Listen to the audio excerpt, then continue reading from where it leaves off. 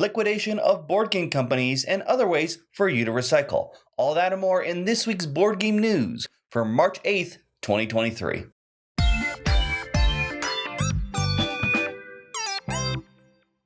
Our first story is about board game company bankruptcies and liquidations. Now, I already talked about one in a previous news story a while back, so you should know about it, but we actually have another company to talk about that. While we could sort of guess this was coming, this is the first time we've heard of the bankruptcy and actually liquidation right away. So first, the one we do know. Holy Grail Games talked a while back about how they're declaring bankruptcy. This, of course, would have led to the liquidation, and they said they would share more when they were allowed to. Well, they just made a post on all their Kickstarters about how you could try and get your pledge now through the liquidation process. For the most part, you'll be contacting Bolio Logistics, the company that they had partnered with in the past with the distribution, and to my knowledge, has most of their games. And this would be the way that you get your pledge. Now, keep in mind, you will most certainly have to repay a new shipping cost. I don't know, it would be the same or even more, depending on where you are and what's going on. And there seems to be some confusion I saw in the Reddit post talking about this. But my guess is keep contacting them. As more people contact them, they'll probably streamline, have a better way to get you and your games together. The other company to talk about is Inside the Box Games. Here, we did talk about this company a while before with some money issues where they weren't paying their employees, and one took the initiative to make a Kickstarter post that simply said, pay your employees, which is another sign of if you're going to make employees mad at you, you should probably change the passwords that they have. Regardless, these are some obvious money issues, but wasn't directly saying bankruptcy or liquidation. However, they just made a post on their Kickstarter projects pretty much saying we're bankrupt and we're currently liquidating. Now, as of this moment, unlike with Holy Grail Games, they said the way that their liquidation will work is they're going to see who buys which games, and from there you'll have to see what whoever owns the games now is going to do and whether they'll sell them to you or whatnot. So you're a bit more in the air and not really sure what's going to happen there. This definitely connects back to our first Holy Grail Games news story, where I talked about how Pandasaurus chimed in saying they fear we're going to see more companies declare bankruptcy. And we're definitely starting to see those signs. Regardless, though, if you backed either one of these projects, I highly recommend you look and see what you can do if you still want your game. When it comes to Holy Grail Games, there's numbers for you to contact. Look at the post. But when it comes to Inside the Box, you, at least as of right now, you're going to have to see what other people are doing. There are posts both on Reddit, I'm sure comments on their Kickstarter projects. I haven't backed any, so I don't know as much there. And you can see how other people are trying to handle the situation. If you did back any of these things and have gone through the process of trying to get your game or a refund, please leave a comment down below. I'm sure a lot of people like to hear what you went through. If there's any ways that can help them speed up the process, I'm sure it'd be greatly appreciated. Our next story is a little bit small, but probably still interesting. One is going to be a bit more for store owners, while the other one is more for the players, and specifically Warhammer players. Gamesworkshop has partnered with Terracycle in order to start a new recycling campaign. They're going to have bins at where stores play or you go to stores to play Warhammer, where you can put empty paintballs, miniatures, or most likely the spurs left over from building the miniatures into the bin to be recycled. They say that you can use any Warhammer miniature and most paints are fine. Don't use metal or resin minis, they said. They also specified it has to be Warhammer miniatures. I assume that's a bit more just they know what goes into their stuff rather than like only Warhammers can be recycled. The other ones are trash, something silly like that. But this is a cool way, especially with the Spurs stuff. I really like seeing how different companies, like I've seen with Gun Plus stuff, of having to take those extra plastic bits and reuse them. Now, I do believe they said that these will not be used for more Warhammer minis, rather for other plastic items. So don't expect to find your new Chaos Marines made up of bits and pieces of other Marines.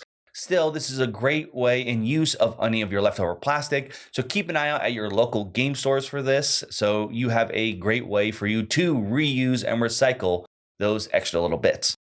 Our next one is about distribution of Jasco games. Back in 2021, they made a deal with Asmodee, making them their exclusive distribution partner. meaning that all their games would go through Asmodee. So if you didn't have a deal with Asmodee or whoever Asmodee uses for distribution beyond that, you weren't going to be able to get these games. They have ended that partnership. So this is going to be not probably as important for a lot of the consumers out there. This is going to be more for the store owners, as I can tell you that it can be a pain sometimes to try to find certain games, as they might only be available from a certain place, meaning that everyone has to go through there. And if the warehouse near you is out, and then it's a whole debacle, it's just a little bit nicer for you to find some of these games. Now, I will say for Jasco, they're known for a lot more copyright products. I know them in particular personally for a Cowboy Bebop game and a Buffy the Vampire Slayer game. But I think right now their big thing is a My Hero Academia card game. So if any of those are things that pique your interest, your game store might be able to start carrying them now if they weren't carrying them before. And now on to some quick announcements. First, this isn't technically a product, but something that may be interesting to you if you are a Dungeons & Dragons fan. We all know the movie will be coming out soon, Dungeons & Dragons Honor Among Thieves, and they have now released on D&D Beyond stat blocks for all of the, well, I guess not all, the major characters of the movie. We don't know everyone in there. Now, I will say in advance, I don't think there's really any spoilers here, but as the article I read did point out, some things were interesting in terms of characters who didn't have the spells that would be assumed for a character of that class, as well as this was probably the most interesting part, that while in the video talking about it, they said like, oh, this character is this class, while the character sheet did refer to some characters being in class and the others they didn't specify. So I don't know if that is spoilery stuff or really just they don't really fit as neatly as we want to be a legal fighter, for example. I'm not saying that's the one. That's just an example. So we technically didn't call them that for rule reasons. So that could be something interesting if you want to throw those characters in, especially after the movie. We'll see when the movie comes out. Next, though, is Corvus Belli has announced a new board game titled Rem Racers. This is a racing game with I would say a futuristic chibi art style in which you are racing with heavy video game influences. You're actually going to be using a controller for inputs and stuff, and as well as getting equipment. So if you want a fun little anime style racing game, definitely look at that. Fantasy Flight continues to release their LCGs in the new big box format. This one is for Lord of the Rings, specifically for the Dream Chaser Cycle and the Grey Havens. I believe some of the cards that I used back when I played, my friend's collection had it, so I don't know as much, were from these sets. So this is probably one you'll want to take a look at. And the final thing I want to mention is that Upper Deck has revealed some cards for their next Versus expansion. This one is titled The Heroes of Krakoa, The New Brotherhood. So definitely a big one for all the X-Men fans out there. And of course, obviously, Verse players. Let me know if you do still play and if any of these cards sound like they're going to really change up the meta. We might have been light on news this week, but that doesn't stop Kickstarter Pickstarter from happening. Let's see what projects sound interesting this week for you to back. Our first story is From the Moon. You'll be colonizing and building up the moon in order to be able to reach further planets to save humanity. Here, you'll actually be hiring different kinds of workers, which you can upgrade by putting a little star into their pack, placing them in a little moon rover, moving them around the moon to different areas to either collect resources or trigger actions. You, of course, be using this to build up your base, gaining different powers. You'll also be working together in order to build spaceships to hit those new planets. One of those cooperative goals, but of course, if you donate more to it, you're probably going to get more points. This looks like a game with a lot of fun, interesting strategies and different ways for you to tackle problems. And of course, I am just very attracted to the little moon rovers that can fit up to 3 of those little workers there. And of course, having workers of different types is something I always appreciate, rather than just your workers versus your opponent's workers. That all said, when it comes to pledging, it's really simple. It's just $69, and the $69 being whether you're going to have it shipped to you, or you'll probably pay for shipping later, or you'll just pick it up in a store in France where the company's located. We'll actually be leaving Kickstarter for the rest of this Kickstarter Pickstarter, with our next one going to Backer Kit with Sentinels of the Multiverse Disparation Expansion. This is an expansion for the new version. I believe that technically is called the Definitive Edition of Sentinels of the Multiverse, bringing in some new heroes and even a villain turn hero, at least I don't remember them from the previous Sentinels, for your game. If you have not heard of Sentinels, it is the hero card game when each player takes on a deck that represents a hero fighting a villain and minions in a usually bad against you kind of environment. There is a lot of fun mixing and matching. It is very popular, and in particular, one of the things I love about it, it uses its own hero verse, meaning plenty of cool, awesome heroes you never heard about before, all done in a way that the art and flavor text on the cards imply that they're being pulled from an already existing comic book universe. Now, there is a bunch hidden as of this recording. I don't know if that's because of stretch goals or not, but there are going to be 6 heroes, 9 villains, and 5 environments, so plenty for you to add to your game. But as I said, this is an expansion, so if you wanted to, there is plenty of add-ons, be it for other expansions, core base, or other Sentinel comic products that you want. If you're just here for desperation, you can get the expansion for $50.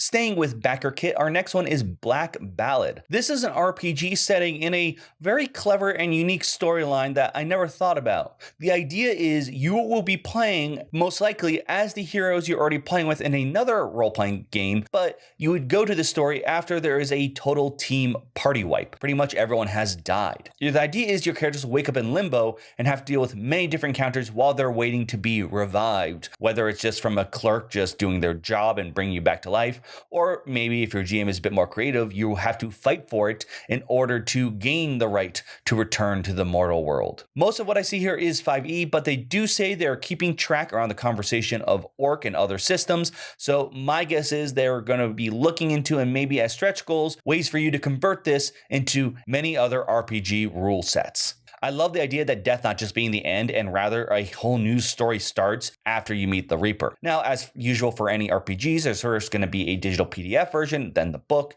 If you're just into the digital PDF, that's going to be $40. But if you want a nice hardcover book, that is going to be an $80 pledge.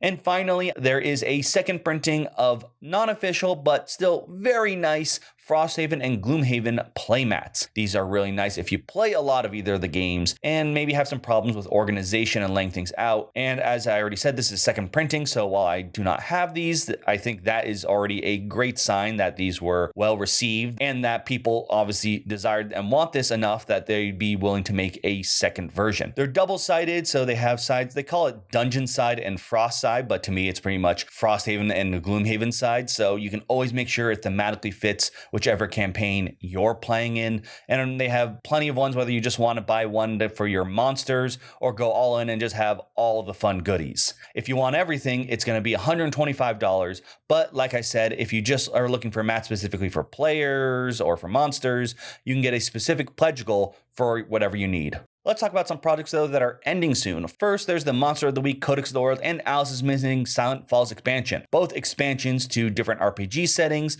so if you already are into those, definitely check those out. Make sure you don't miss them. Then there are some games. One, I already talked about, the Street Fighter Championship Edition, the Dungeon Crawler Street Fighter game, which is definitely a newer twist than I'm used to for Street Fighter board games. And the other one, I somehow missed it. It's Scholars of the South Tigris. This is the newest set of the Kingdoms line. All of them are really fun and popular. I don't know whether this just happened to be come out in 8 days and I missed it, but as of this recording, it's going to end probably at or before my next news story. So that's definitely one that should have been a pick, but it's already coming so close to ending. I'm putting it here. So this is one you should go check out right away and make sure it's something you want as it's coming to a close soon. That is all the news we have this week. Let me know your thoughts on this. Did you back any of the games from either of the companies that are liquidating? Let me know your experiences. I'd really love to hear whether you actually were able to receive your games. And of course, if there's any other news stories, be it the other ones I talked about, or maybe one that I missed, let me know about it in the comments down below. Thank you so much if you do comment. Of course, like, share, subscribe. It's always very helpful. And of course, everyone on Patreon, all my rollers there, giving me such great numbers, great rolls. Thank you so much. But for now, that's all I have for this week in board game news. Let me know what you think, and I'll see you next week on the News Roundup.